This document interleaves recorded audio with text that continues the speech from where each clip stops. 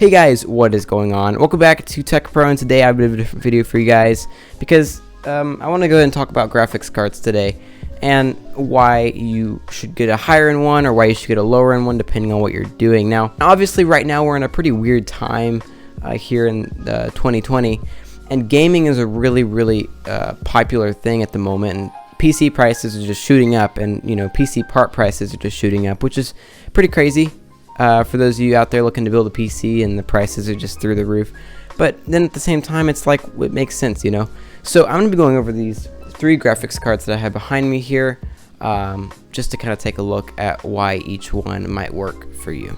Alright, so starting with the first one, this is my main graphics card. This is the EVGA GeForce RTX 2070. This is the 8GB model. I believe there's only an 8GB model. And it's perfect. It gets the job done just fine. This is one of those high-end graphics cards you can get here in 2020.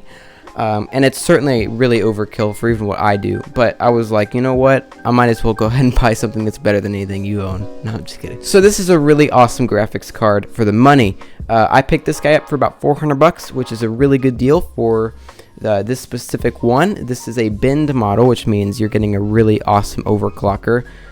Just like the Founders Edition graphics cards from NVIDIA, which is really cool. It's an EVGA one. You can't really go wrong with EVGA stuff. And, it looks pretty sweet, right? It's got the clear shroud here, and the fans have a 0 RPM mode, which means they just won't spin if it's not doing anything that's crazy intensive on the temperatures.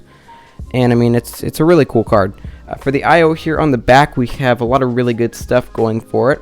We have a display port here, a display port here, an HDMI here. We have another display port right here, and then we also have a USB Type-C connector, which is right there for your VR link. I don't know if it pushes power out or anything, so like your MacBook or your phone could charge from it. I don't know. But yeah, it's really good with I/O. It's the same as the Founders Edition, I believe, as well as the Asus graphics cards. The ROG ones are the same as this with I/O. And the cooling on here is insanely good. It stays under 70 degrees 100% of the time, no matter what I'm doing. And it's really awesome for stuff like video editing because it can take advantage of those CUDA cores that these NVIDIA GPUs have. And the RT cores for RTX. Those are really cool for gaming and stuff. And Minecraft RTX. Alright guys, so for the next card up on this list, we have the MSI Radeon R7 240. This is a pretty budget-friendly graphics card.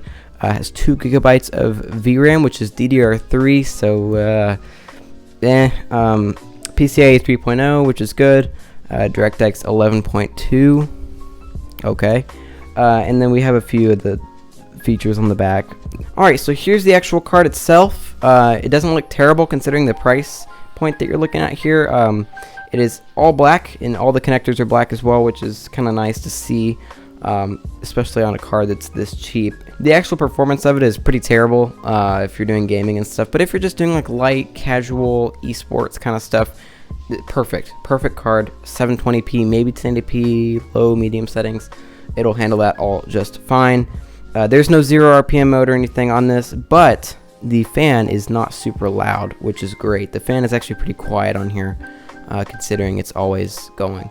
So for the I/O on here, it's okay. It has a DVI port, an HDMI port, and a VGA port there on the back, all with this silver I/O plate here, which is okay. A lot of graphics cards today still use that. You are able to use this graphics card in a small form factor computer, so if you have like an office PC that you got your hands on or something, you can throw one of these in there. You just put on the other bracket that comes with it, and it will allow you to install into a smaller case. That's probably one of the only things it has going for it that's good, but it's a super budget friendly graphics card. Gets the job done for sure, even if it's not great performing. So for the next card up on this list, this is another really good one for those of you out there who have like OEM computers or like small form factor computers. This is the NVIDIA GeForce GT 710. Came out a few years ago. I believe this one came out with the 10 series NVIDIA graphics cards, the GTX ones, but I don't know. I'm not sure off the top of my head.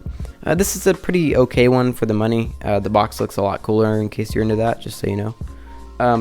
Alright, so this card has 2 GB of DDR3 memory PCIe 2.0.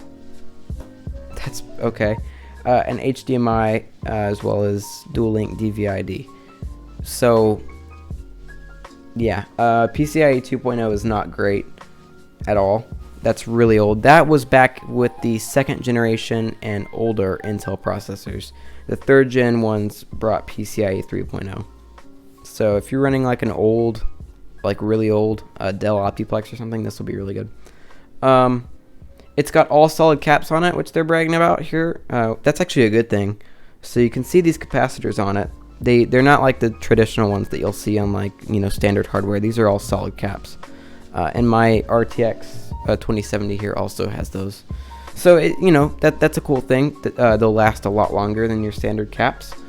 It's pretty power efficient, obviously, because it's a low power card. You don't need to pull any power from your power supply or anything. It pulls it all from the PCIe slot. The PCIe slot does not have all the contacts on it. For a while I was using a GTX 1050, which was also the same way. It didn't use all the contacts. I don't really know why.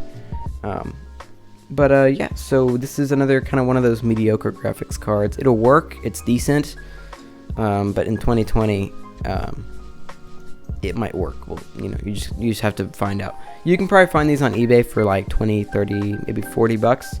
But if it goes any higher than that, I would not buy it. But that's just me. Anyway, this is a pretty okay card for the money, as long as it's under 40 bucks. And alright, so if you came to this video for me to tell you what I think you should buy if you're upgrading or if you're just getting into PC gaming, then I hope I was able to answer your question. But if not, I'm going to go and give you a straight up answer. If you are into 1440p, 4K gaming, high and ultra settings, you know, 165 hertz or whatever, this guy is what you need. This guy can run every single game that I play at max settings at over 100 FPS without any trouble whatsoever. It has RGB on it. This whole part of the card lights up and it shines kind of down on the clear shroud here, and it looks really, really nice if you ask me. But if this is a little out of your price range, because don't get me wrong, you know, this is pretty expensive, then I say go with something like a GTX 1650 or a 1660 Super. Those are really awesome graphics cards for the money, really good bang for the buck. And if you're looking for that RTX support and you're on a budget, I say go with a used RTX 2060, because you can get a lot for your money if you're going that way.